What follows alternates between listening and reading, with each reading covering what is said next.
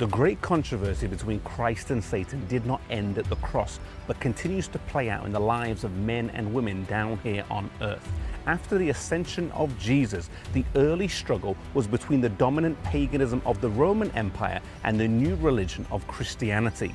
There was a concerted attempt to stamp out Christianity by force, with Christians made to flee their homes, stripped of their possessions, both young and old, rich and poor, free and enslaved, educated and uneducated.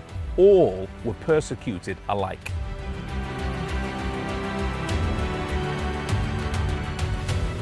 Persecution began under Nero, who became emperor at the young age of just 16.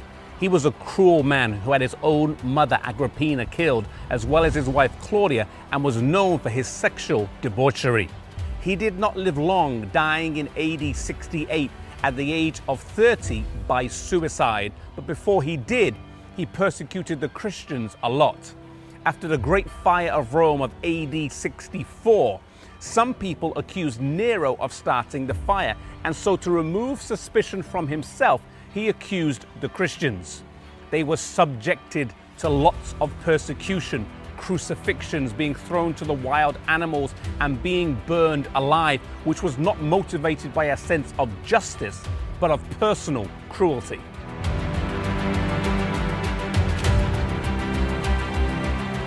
It was during the time of Nero that many historians believe both Peter and Paul were executed here in Rome. This began decades, even centuries of persecution where Christians were killed for the pleasure of those watching. Sporting stadiums like the Colosseum behind me were commonplace throughout the empire, and where gladiatorial games would take place, and often Christians killed for the pleasure of those watching. It's claimed today by many that many Christians were not killed in this fashion, or they were only killed because they were poor or enslaved, but this constitutes a rewriting of history.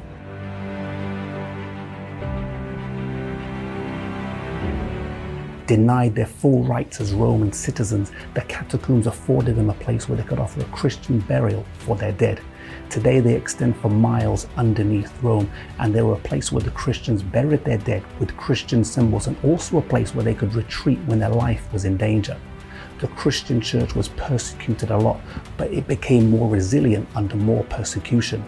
It was Tertullian who said those famous words, "The blood of Christians is seed to the gospel."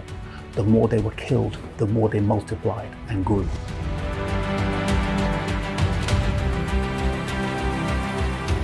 Realizing that the Christian church could not be stamped out by force, the tactics of the enemy switched. If you can't beat them, then join them.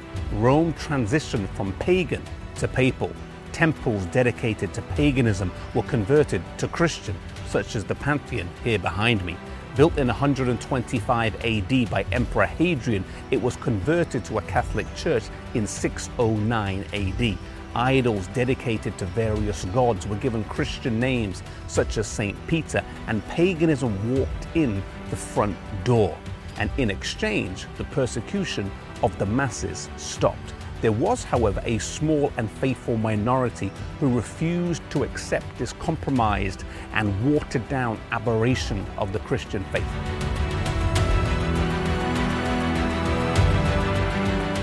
Today, the Christian church in many parts of the world does not suffer the persecution of this time, but Paul writes in 2 Timothy 3 verse 12 that all who live godly in Christ Jesus will suffer persecution.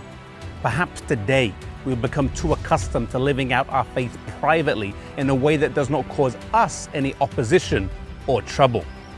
In many countries, Christianity is mainstream, or at least accepted as part of society, but there's little real godliness on show, and the Christian church really doesn't suffer any persecution. May we be faithful in living out our lives, not in a distasteful way that brings on persecution needlessly, but living out our life with endurance and patience. And if and when persecution does come, may we bear it faithfully, knowing that Christ has suffered much more for us.